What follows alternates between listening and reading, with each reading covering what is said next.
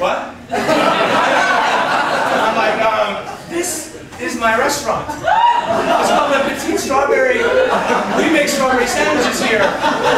Here's the menu. I give him the menu. I'm giving the menu. It's like the menu is written on like lime green, like oak tag paper in crayon, you know. And I have like the different sandwiches you can order. There's like Le First Date, which is a strawberry, chocolate sauce and whipped cream between 2 pieces of bread. There's L'All American, which is strawberry peanut butter between 2 pieces of bread.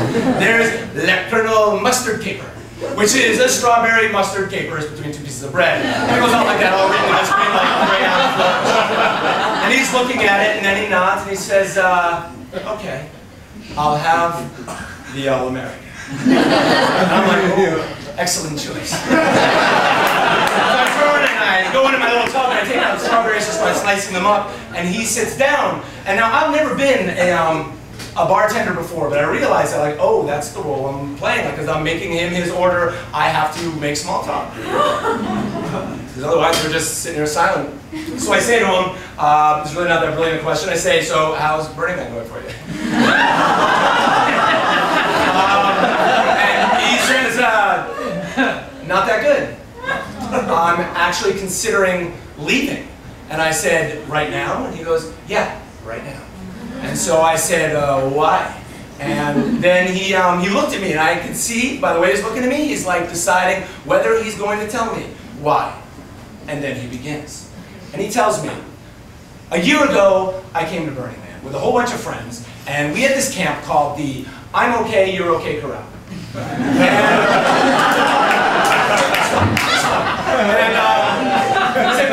I know most of the people in the camp, except there's this one girl who's a lot younger than me. She's around 21 years old, and I don't know her, and for some reason we do not get along. And there's this inexplicable tension between us, and it persists all week until the Friday night before the burn. Our whole camp decides to go out as a group.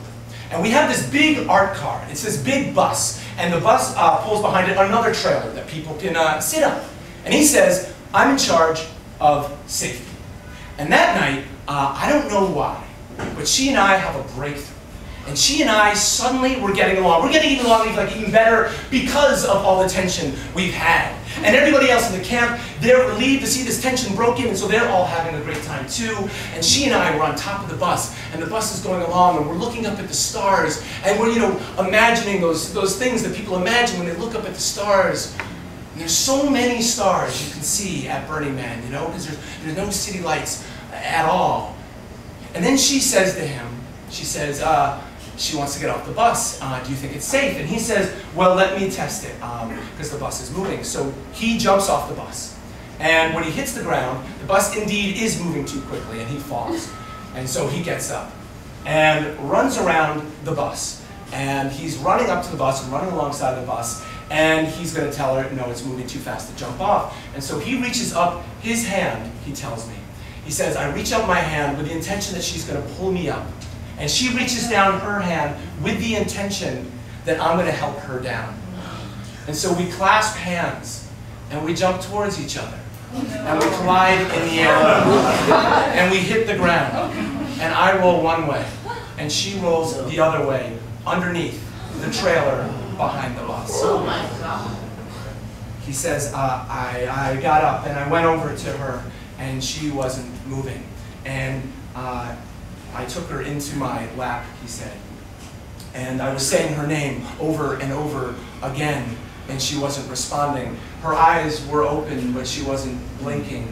She had this 1,000-mile stare up to the stars, and I realized she was leaving.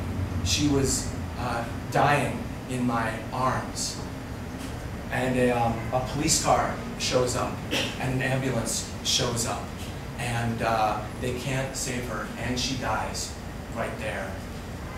And he says he staggers away and spends the rest of the night walking around the city of Burning Man, feeling completely disassociated from everything that's going on because everyone's having this crazy party. But and he's afraid to go back to his camp because he doesn't know how he's going to be received there.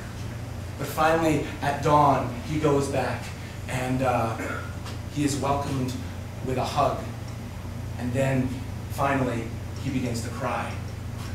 And he tells me, that was 1 year ago tonight, right around here. At this point, he's finished eating my strawberry sandwich and finished drinking my little beverage that I brought out there, which are these Dixie cups of Sunny Delight.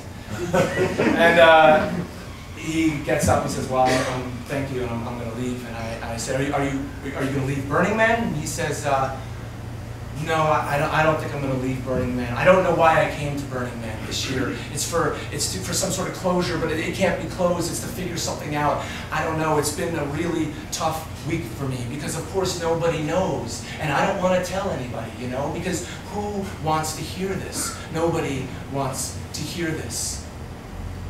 And then he says to me, well, finishes saying that, and I say to him the only thing I can think to say, which is just, it's obvious, but I'm sorry. And then he says, thanks for listening. And I say to him, that's why I'm here. And then he walks off. And then I collect my blanket and blow out the candles and put them into my duffel bag. And then I walk back to my tent, back home. Thanks.